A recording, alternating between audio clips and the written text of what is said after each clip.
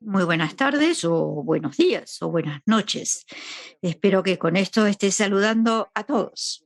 Estén ustedes donde estén. Me llamo Elizabeth Ojene y es un gusto para mí el ser la moderadora de esta primera sesión o de este panel, de este panel de alto nivel. Hemos querido reunir a una amplia gama de actores y de expertos del más alto nivel que les voy a presentar dentro de unos minutos. Y la base de nuestro debate, el centro de nuestro debate, es el hacer un balance de la situación, de los problemas, examinar la complejidad que tenemos nosotros que enfrentar para abordar los discursos de odio y sobre todo en momentos de crisis.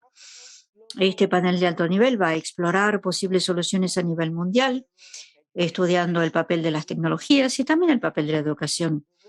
Trataremos, digo, de desarrollar un poco un enfoque multilateral.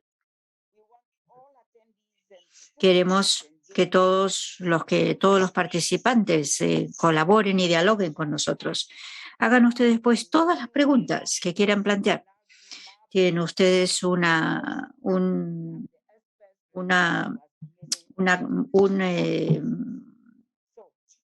panel o un chat para las preguntas y respuestas, o sea que por favor no duden en hacer todas sus preguntas, que las escucharemos y responderemos con mucho gusto si es posible. Nuestros panelistas que voy a presentar ahora, Susan Benesch, es la fundadora y directora ejecutiva del proyecto llamado Dangerous Speech Project, o sea, un proyecto sobre los discursos peligrosos. Es un grupo sin fines de lucro que estudia y lucha contra estos discursos que son peligrosos, protegiendo al mismo tiempo la libertad de expresión. Susan Benesch también está asociada con distintas plataformas de estudios sobre los medios de comunicación y la libertad de expresión. En segundo lugar, Agnès Calamard, que es la secretaria general de Amnistía Internacional. Y durante decenios, Agnès Calamard ha sido una figura muy destacada en el campo de los derechos humanos. En el año 2016 fue designada relatora especial de Naciones Unidas sobre las matanzas extrajudiciales, sumarias o arbitrarias. La señora Calamard también ha sido directora de la Cátedra de Libertad de Expresión en la Universidad de Columbia. Bienvenida, Agnès Calamard. Luego, también está con nosotros Priya Lakhani. Priya Lakhani es la fundadora y directora general de Century Tech,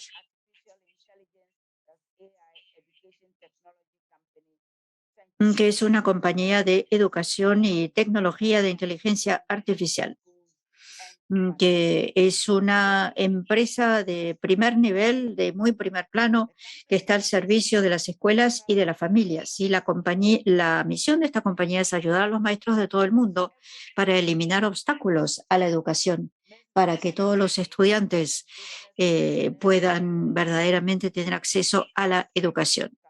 Ha ganado distintos premios. En el año 2009, por ejemplo, también ha sido destacada con la Orden del Imperio Británico, OBE, en el año 2015. Bienvenida, Priya Lakhani.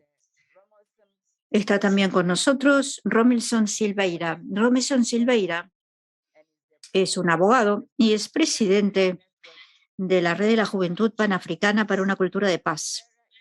El señor Silveira es un experto en cuestiones de juventud y en el marco de la sociedad civil. También es un militante en materia social y un defensor de los derechos humanos, ambientales, de la paz y la seguridad. Ahora conocen ustedes pues a todas las personas que van a estar conversando con nosotros, pero antes de pasar directamente a todo este proceso, por así decirlo, vamos a mirar un video, un breve video que va a sentar las bases, quizás dar el tono, espero. Y su autor es Christian Amambo, que no necesita presentación. Y espero que este video nos ayude, pues, a entender por qué estamos aquí reunidos y por qué tenemos nosotros que celebrar este importante debate hoy. Adelante, entonces.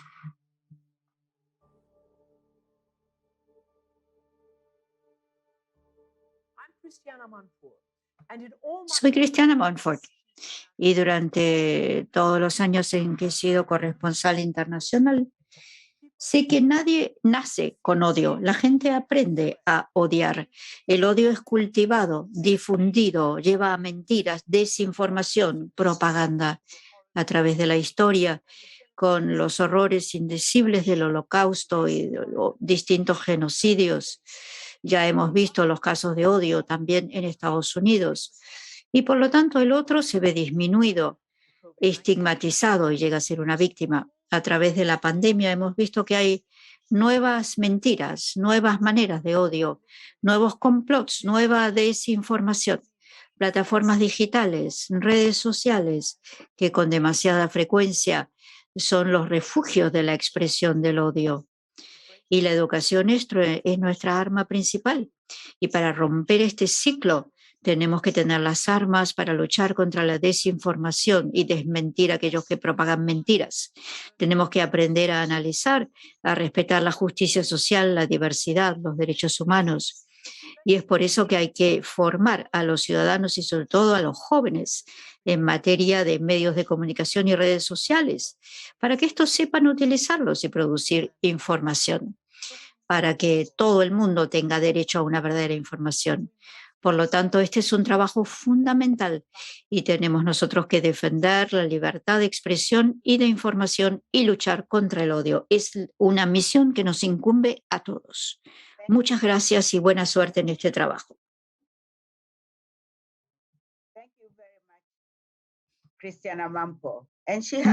Muchísimas gracias. Ha sido breve, conciso y me parece muy poderoso este mensaje. Empezamos con Susan Benesch. Y la pregunta es la siguiente. ¿Por qué piensa Susan Benesch que puede ser particularmente difícil luchar contra los discursos de odio en momentos de crisis? Y además uno podría preguntarse si hay momentos en los cuales no hay ninguna crisis, pero en fin, sea como fuere, ¿cuáles son las soluciones que puede proponer para contrarrestar este tipo de discurso y para luchar contra él a nivel mundial? Y le damos 4 minutos. Bueno, es una pregunta enorme y al mismo tiempo fácil, diría yo. Muchísimas gracias por esta oportunidad de participar. Como has dicho, siempre hay una crisis en alguna parte. Y es particularmente difícil luchar contra los discursos de odio en momentos de crisis, porque durante los momentos de crisis la gente teme, tiene miedo, y por lo tanto puede haber un crecimiento de esta retórica violenta, porque es un instrumento para quienes desean obtener más poder o reunir más poder, manipulando al público, a la gente, y tratar de hacerles creer que algún otro grupo de personas constituye una amenaza. Este es el motivo psicológico, esta es la fuerza psicológica principal que tenemos nosotros en esta situación. Podría decir mucho más acerca de lo propio de las crisis, pero por supuesto nosotros sabemos qué hacen las crisis, cuáles son sus consecuencias, y por lo tanto voy a pasar a la segunda pregunta. ¿Cómo poder abordar esto? Pues en primer lugar, lo importante será tomar en cuenta el papel que desempeñan algunos actores principales, como la UNESCO y las Naciones Unidas, para definir exactamente lo que es el discurso de odio, qué significa exactamente en la práctica. Porque se utilizan estas palabras, discurso de odio, por todas partes, pero ¿qué significan exactamente en distintas sociedades y según los individuos? Esas palabras significan cosas distintas.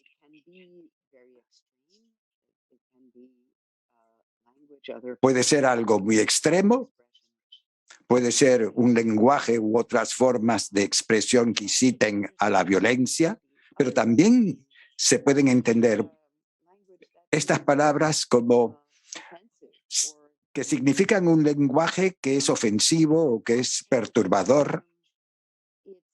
Es decir, que puede irse de un extremo al otro.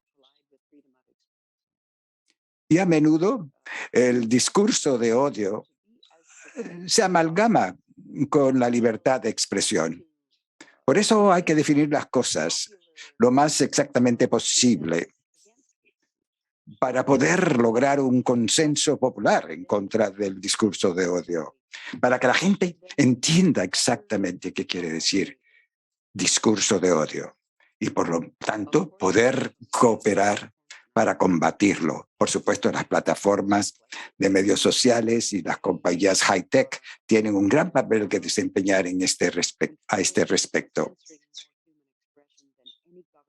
Porque esta vez, mediante esas plataformas, Facebook, por ejemplo, se puede controlar mucho más la expresión de los seres humanos que cualquier gobierno. Por lo tanto, estas compañías de high-tech deben de ser más transparentes y más claras para que nos digan exactamente qué piensan es exactamente el discurso de odio y cómo separarlo de lo que sería un contenido poco agradable, pero que no sería verdaderamente un contenido que incite a la violencia.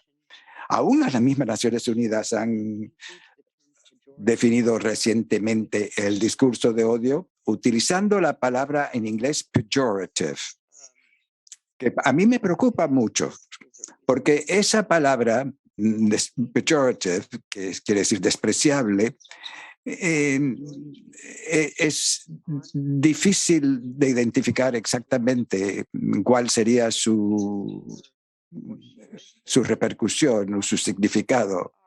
De hecho, tenemos que darnos cuenta que ese discurso de odio se reproduce y se comparte por personas que no son los arquetipos del odio, o personas que se dediquen única y exclusivamente a propagar el discurso de odio, porque la mayor parte de las veces la gente que disemina, que difunde este discurso de odio son personas comunes y corrientes, que a veces hasta difunden esos mensajes de odio, pero con buenas intenciones.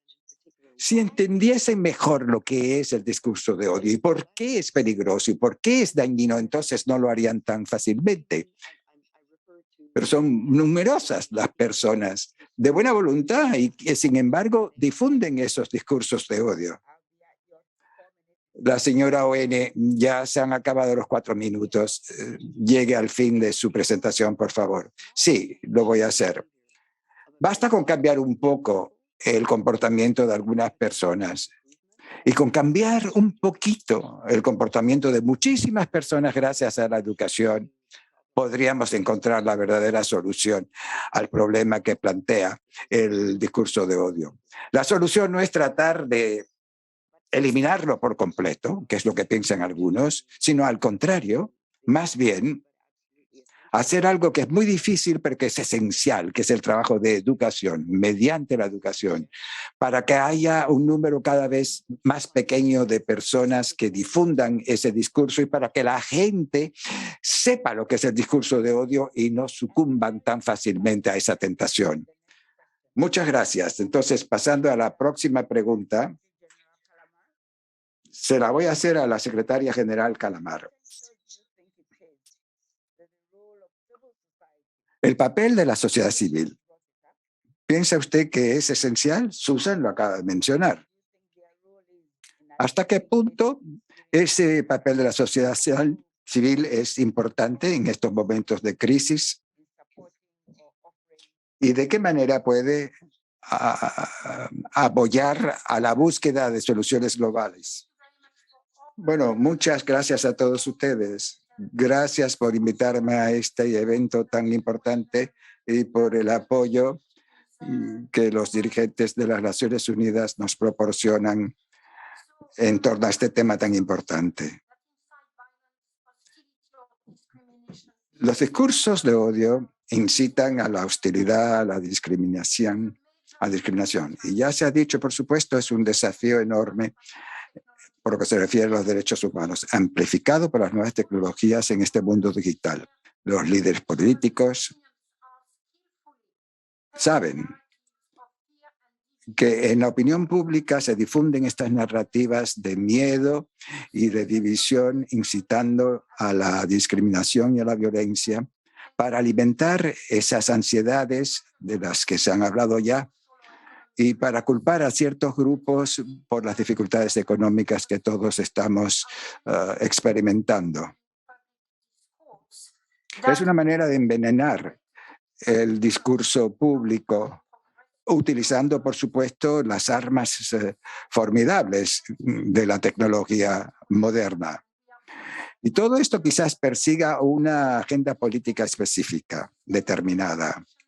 Esta demonización continua, sistémica, tiene consecuencias que van mucho más allá del mundo digital porque exacerba las desigualdades, la discriminación, todo esto aumenta.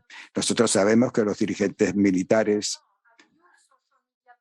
han utilizado los medios sociales para demonizar a ciertas minorías. En 2020, la misma Facebook reconoció que no estaba haciendo lo suficiente para proteger a su plataforma para que no se usase en Myanmar, por ejemplo, en Myanmar, en contra de las minorías musulmanas. Esto lo reconoció Facebook. Lo mismo se puede decir de Sri Lanka o de Indonesia.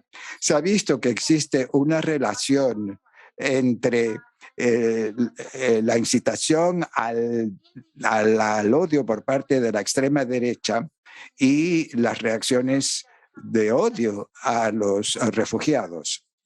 Es decir, que aún los mismos supremacistas blancos se refugian precisamente en este discurso de odio que se propaga fácilmente mediante los medios de comunicación social. Tenemos que ser muy claros al respecto, porque el discurso de odio digitalizado puede llevar al asesinato. Que seamos muy claros al respecto, puede conducir al asesinato. Por eso hay que tener muchísimo cuidado. Hemos visto lo que ha ocurrido en los Estados Unidos, en el Reino Unido igualmente, la manera en que se utilizan igualmente las estrategias del discurso de odio en contra de la mujer. En la India igualmente. Por lo tanto, ¿cómo podemos asegurarnos de que los medios de comunicación social sean más seguros para las comunidades vulnerables, para las mujeres, para cualquier minoría y para cualquiera que desee proteger los derechos humanos? ¿Qué se puede hacer? Lo primero que deben hacer las sociedades civiles es investigar e informar. Esto es algo importantísimo para Amnistía Internacional y muchísimas otras organizaciones. Nosotros vigilamos, informamos mediante informes públicos para que el público en general y los dirigentes políticos sepan lo que está pasando. Para nosotros nos hace falta estar en contacto constante con los dirigentes de las comunidades para asegurarse de que se respeten las obligaciones en materia de derechos humanos. E igualmente, nosotros propugnamos la implementación de ciertas recomendaciones y de modificaciones en la política perseguida por ciertos países. Un ejemplo, por ejemplo, se refiere a las plataformas de medios sociales. Nosotros en Amnesty nos hemos puesto en contacto, perdone que la interrumpa, dice la señora ON. Solo le queda un minuto. Bueno, muy bien, muchas gracias, dice la señora Calemar. Además de lo que acabo de decir, también estamos en contacto, por supuesto, con los dirigentes de los distintos países constantemente.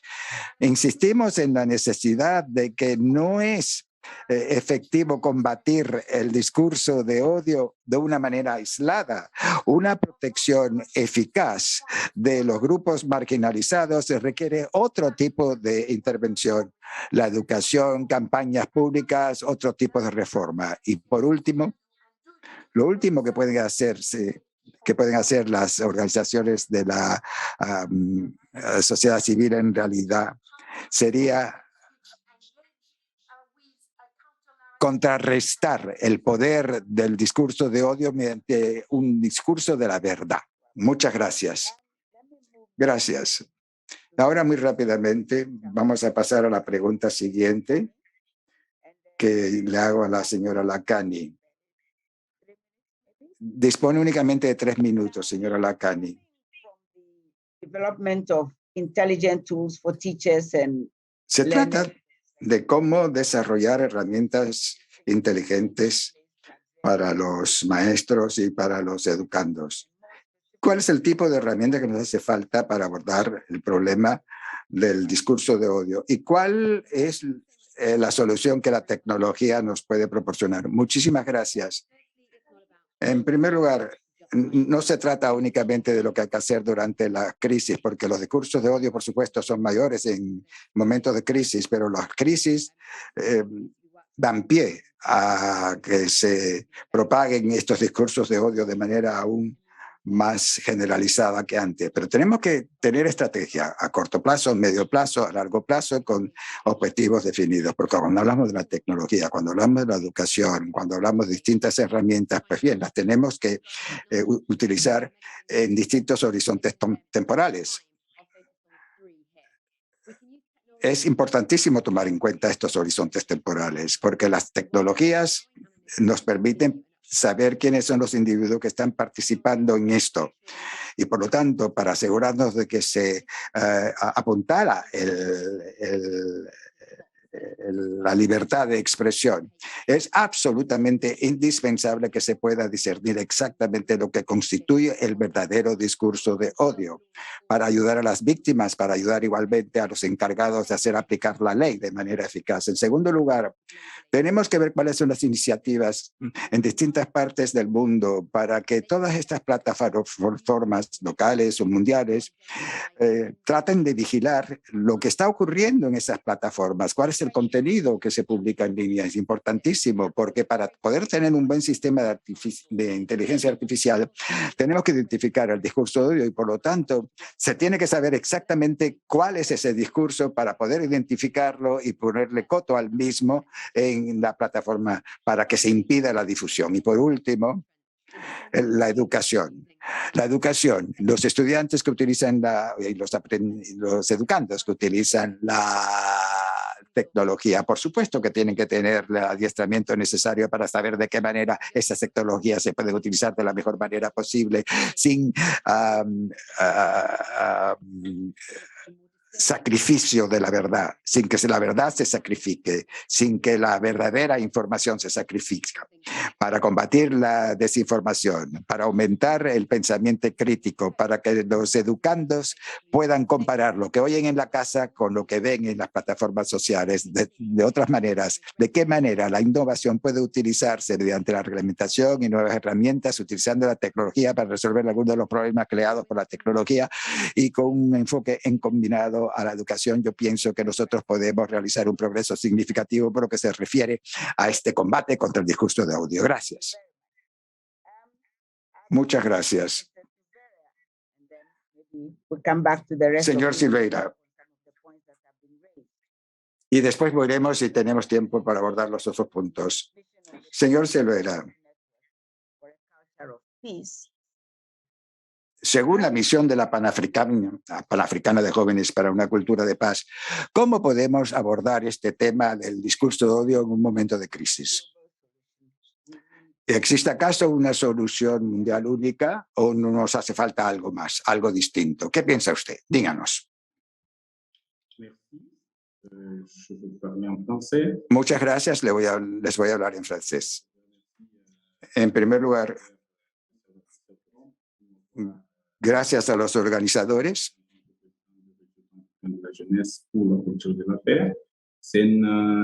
por haberme invitado y por haber invitado a la Organización Panafricana de Jóvenes por una Cultura de Paz. Muchas gracias a la UNESCO. Nuestra misión, ¿cuál es? Trabajar con jóvenes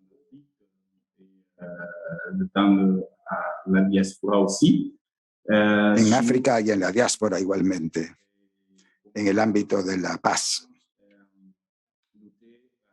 ¿Y cómo luchar contra el discurso de odio. Pues bien,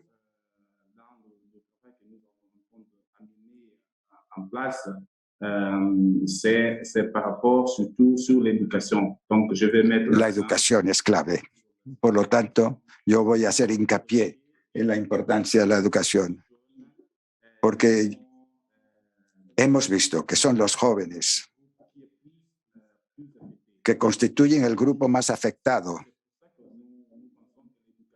en este ámbito. Por eso nosotros pensamos que la educación es fundamental, con miras a la erradicación del discurso de odio.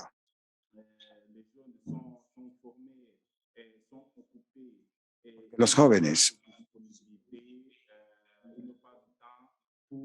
no tienen tiempo, pues están siempre muy ocupados con sus cosas, no tienen tiempo para discernir exactamente la verdad, separar la verdad de la mentira en ese discurso urbano, en ese discurso de odio difuso que se propaga tan fácilmente. A no ser por la educación, porque en la actualidad nosotros pensamos que es importante cambiar la manera en que todos pensamos, y la juventud en particular.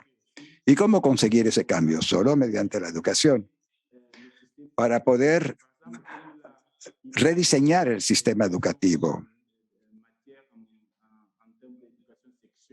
Por ejemplo, por lo que se refiere a la enseñanza de la educación sexual. Hay que saber quién la imparte.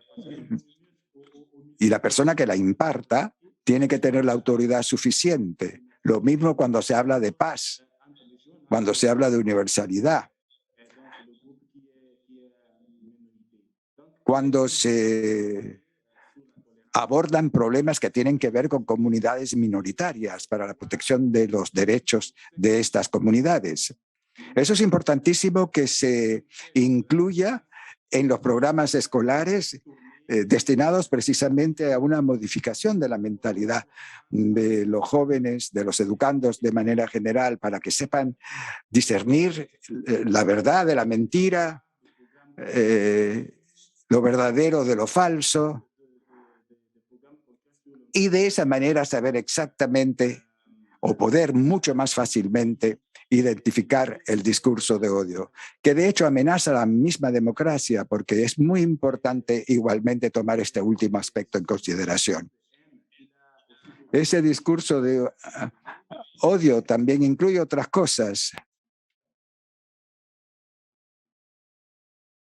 Los líderes políticos, par rapport a ça, nuestros dirigentes políticos tienen que tomar en cuenta que la comunicación social tradicional ya no funciona. Los líderes políticos tienen que comprender que en la actualidad las gentes, la juventud, pues por lo general sacan sus noticias de los medios sociales,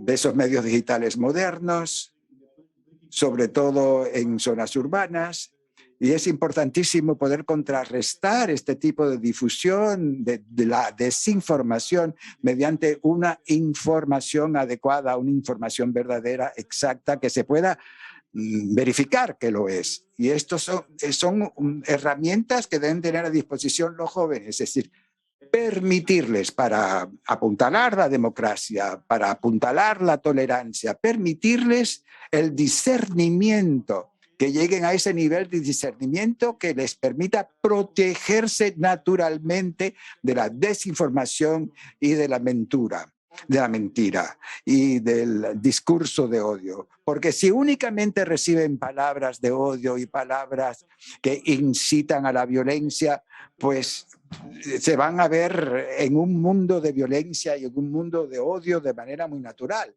Y eso únicamente puede combatirse mediante el aprendizaje del discernimiento que permita analizar la información que se recibe, percibirla como es necesario percibirla para no caer en el odio y en la violencia.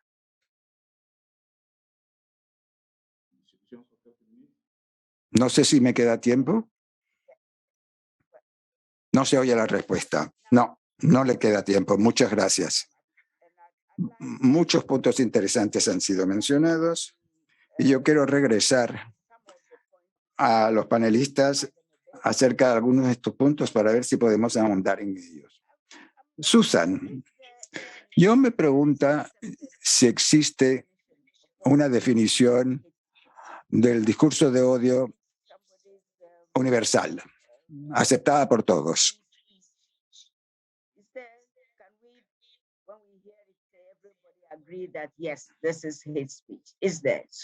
¿Existe una manera de decir si eso es un discurso de odio y todo el mundo va a decir lo mismo? Respuesta de Susan, no, claro que no. Si yo le tuviese que presentar a usted y a otras personas una lista con distintas citas que pueden considerarse como expresiones del discurso de odio que se ven en distintos medios sociales, día tras día, para ver si se consideran como contenido de odio o no, que esas compañías en ese momento los bloquean y tratan de sacarlos de su plataforma, pues yo le apuesto cualquier cosa que los enfoques van a ser totalmente distintos de una compañía high-tech a la otra, de una persona a la otra. Por eso yo decía que a no ser que exista un consenso, va a ser muy difícil que la gente se una en torno a un combate verdadero en contra del discurso de odio. Todos decimos, sí, hay que combatirlo, pero a no ser que uno sienta y sepa definir exactamente lo que es el discurso de odio, ¿cómo va a invertirse uno en ese tipo de proyecto? Y por supuesto, la terminología discurso de odio es utilizada como un arma, como se dice actualmente, porque en sí mismo ese concepto es una herramienta o un arma para insultar a la gente. De la misma manera que la palabra terrorista se utiliza en el mundo por gobiernos u otros que quieren denigrar a alguien, pues inmediatamente es fácilmente decir terrorismo. Y es muy fácil también decir, lo que usted dice es un discurso de odio para denigrar a la persona, para rebajarla. Por eso es extremadamente importante tratar de llegar a un consenso relativamente preciso acerca de lo que es el discurso de odio, lo que es y lo que no es también, porque yo dije anteriormente que el discurso de odio se puede definir de manera extremadamente amplia para incluir ciertas expresiones lingüísticas que pueden ser consideradas como no placenteras u ofensivas, pero que en realidad no son una incitación al odio.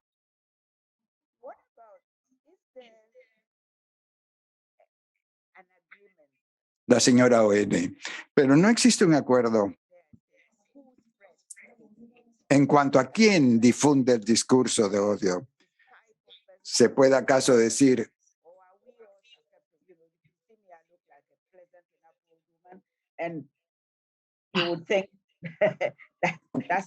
que existe un tipo de persona determinada que se considera ya de antemano que va a propagar un discurso de odio, o esto no es posible? Bueno, yo diría en primer lugar que hay una gran variedad, lo cual es sorprendente, de personas que propagan discursos de odio. Una multiplicidad. Uno puede incluirse a sí mismo, ¿por qué no? Dentro de esa categorización. Todo depende de las circunstancias. Porque uno tiende a tener una caricatura, un arquetipal de lo que se supone que sea el propagador del discurso de odio, a saber, una persona terrible, horrible, malvada, que se dedica completamente a la propagación del discurso de odio o cualquier otro tipo de contenido inflamatorio. Cuando en la realidad Lo que ocurre es que la mayor parte de las expresiones de discurso de odio se propagan, se producen y se propagan por personas que no odian en realidad, que no están cargadas de odio, que son hombres y mujeres, jóvenes de buena voluntad, que sencillamente tienen una percepción errónea de la realidad que les circunda y propagan cosas que son discursos de odio, pero en realidad ellos piensan que le están haciendo un favor a sus amigos, a sus familias, porque están compartiendo y propagando mensajes que creen ellos que son útiles. Le voy a dar un ejemplo. Si yo le puedo convencer a usted que hay otro grupo de personas que no solo son terribles y menos virtuosos que usted y menos valiosos que usted, pero que en realidad la están dañando a usted y la pueden dañar a usted y a sus hijos. Si yo la puedo convencer, entonces usted va a querer propagar esa palabra para que otras personas también se puedan proteger en contra de esas personas horribles que yo señalé. ¿Y qué piensa la señora Calamar? Dice Eugene. Secretaria General Calamar, ¿le puedo preguntar? Las compañías high-tech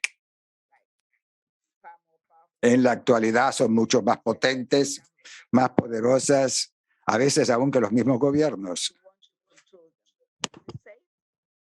¿Acaso vale la pena tratar de controlarlas? ¿Y quién las controlaría?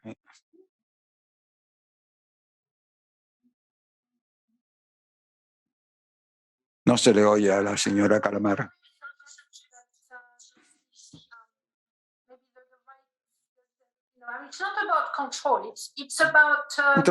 Controlar, no se trata de controlar, se trata de reglamentar, se trata de cumplir las obligaciones en materia de derechos humanos y se trata de responsabilidad para que estas corporaciones mediáticas se vean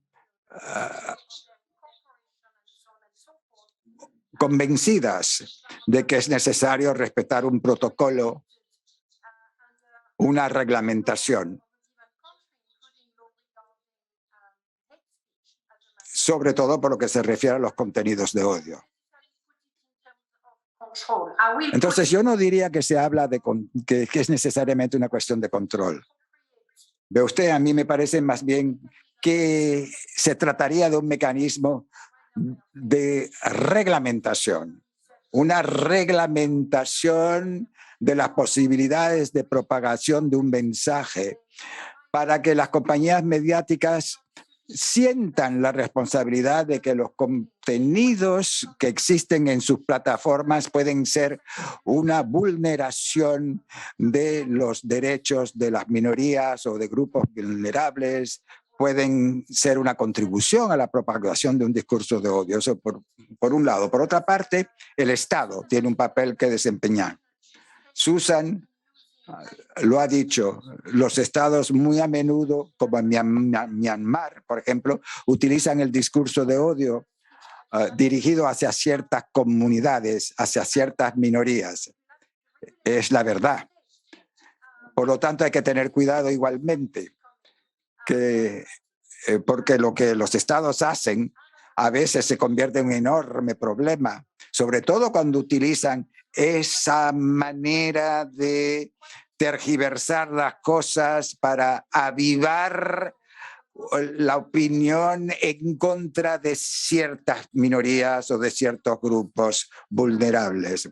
Eso es una gran responsabilidad del Estado. Y aquí es donde hace falta que existan cánones internacionales, estándares internacionales, una normativa internacional que nos permita apelar a ella en caso de que los estados se hagan culpables de ese tipo de actitud.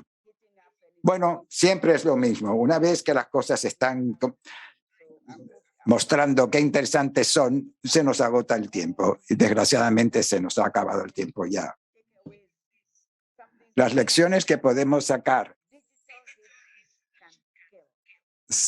es una cosa que se dijo, que el discurso de odio digitalizado puede llevar al asesinato. Y también otra lección es que es difícil definir exactamente lo que es el discurso de odio. Lo podemos ver, podemos entrar en contacto con él, pero es que estamos acaso todos de acuerdo en lo que acerca de lo que es exactamente el discurso de odio. No hemos llegado a ese nivel todavía, pero sí sabemos que la tecnología existe, que permite propagar ese discurso de odio, pero también se puede utilizar la tecnología para contrarrestarlo. La tecnología no es ni buena ni mala en sí misma. Si se emplea bien, es buena. Si se emplea mal, no lo es. Estas son las 3 lecciones que yo creo que yo puedo sacar. Estoy seguro que los panelistas han mencionado otras cosas muy interesantes, pero estas son las que yo saco en claro. Pero esto no es sino el principio de nuestra conversación. Y me ha complacido mucho que ustedes hayan tenido tiempo para estar con nosotros esta mañana.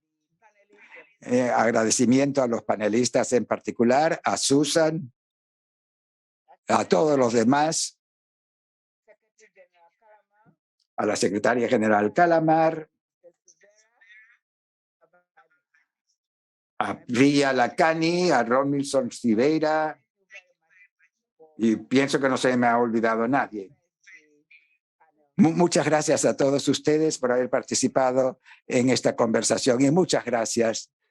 Yo soy Elise Batugene y mi agradecimiento a todos.